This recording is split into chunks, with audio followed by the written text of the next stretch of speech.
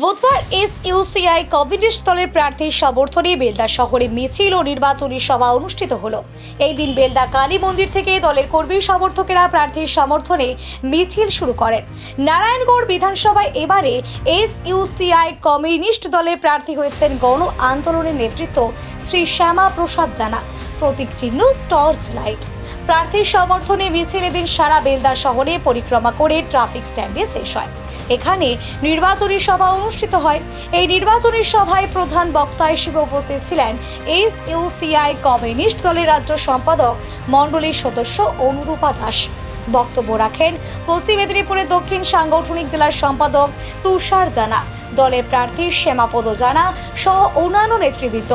দলের রাজ্য নেতৃত্ব অনুরূপা দাস বলেন, আমাদের দল কেন্দ্রীয় এবং রাজ্য সরকারের জনবিরোধী নীতির প্রতিবাদে এবং বিভিন্ন এলাকার উন্নয়নের দাবিতে ধারাবাহিক গণ আন্দোলন গড়ে তুলছে।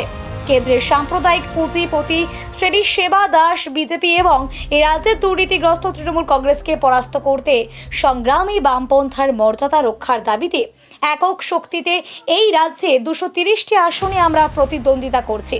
আগামী নির্বাচনের ফল ঘোষণার পরেই মূল্যবৃদ্ধি সহ জনজীবনের উপর যে মারাত্মক আক্রমণ নামিয়ে আনা হবে তার বিরুদ্ধে রাস্তায় নেমে আন্দোলন গড়ে তুলবে।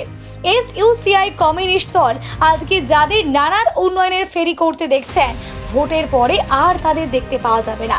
তাই সাধারণ মানুষের কাছে আমাদের আবেদন, লড়াই আন্দোলনকে শক্তিশালী করতে এসইউসিআই কমিউনিস্ট দলের প্রার্থীদের দিকে জয়যুক্ত করুন। কৃষকদের ধান ক্রয়ের ব্যবস্থা করা হয়েছে এবং আপনারা এও দেখেছেন ওই কালোবাজারি যে সার মালিকগুলো কালোবাজারি করত, এমআরপি রেটের বাইরে তারা 500, 700, 2000 টাকা বাড়তি নিত। আমাদের দলের কৃষক সংগঠন আন্দোলনের মধ্য দিয়ে আমরা কৃষকদের কাছে এমআরপি রেটে সার বিলি বন্টন করেছি আর বহু দাবি আমরা আদায় করতে পেরেছি। আন্দোলনের মধ্য দিয়ে, শুধু ভোট ব্যাংকের মধ্য দিয়ে নয়, আজকে তৃণমূল বলুন, সিপিএম বলুন এবং এই বামপন্থার নামে সিপিএম, তৃণমূল কংগ্রেস এবং বিজেপি আজকে তারা ভোট ব্যাংক অন্যায় অবিচার চলছে এবং অন্যায়ের কোনো প্রতিকার নেই। নারীর উপর ক্রমাগত নির্যাতন বাড়ছে, সেটা শুধু পশ্চিমবাংলায় নয়, আবার পশ্চিমবাংলায় কিছুদিন আগে যে ঘটনা ঘটে গেল আমরা তো তার সকলের সাক্ষী।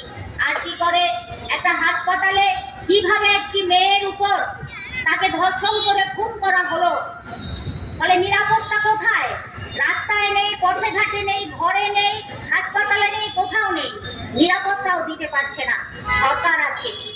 সরকার আছে কিন্তু মানুষের নিরাপত্তা নেই। আবার আমরা দেখছি কি শিক্ষা, স্বাস্থ্য, মানুষের যেগুলো প্রয়োজন, কারণ আমরা আমাদের বাড়ির ছেলে মেয়েদের শিক্ষার অঙ্গনে আনতে চাই, লেখাপড়া শেখাতে চাই। অসুস্থ হলে প্রকৃত চিকিৎসার সুযোগ যাতে থাকে, আমরা সেই চিকিৎসার পরিষেবা পেতে চাই। সেখানেও দেখা যাচ্ছে এই সুযোগ ক্রমাগত কমছে। এই ক্ষমতায় থাকুক তার শাসনে আজকে শিক্ষাও হয়ে গেছে সাধারণ মানুষের কাছে দুর্মূল্য।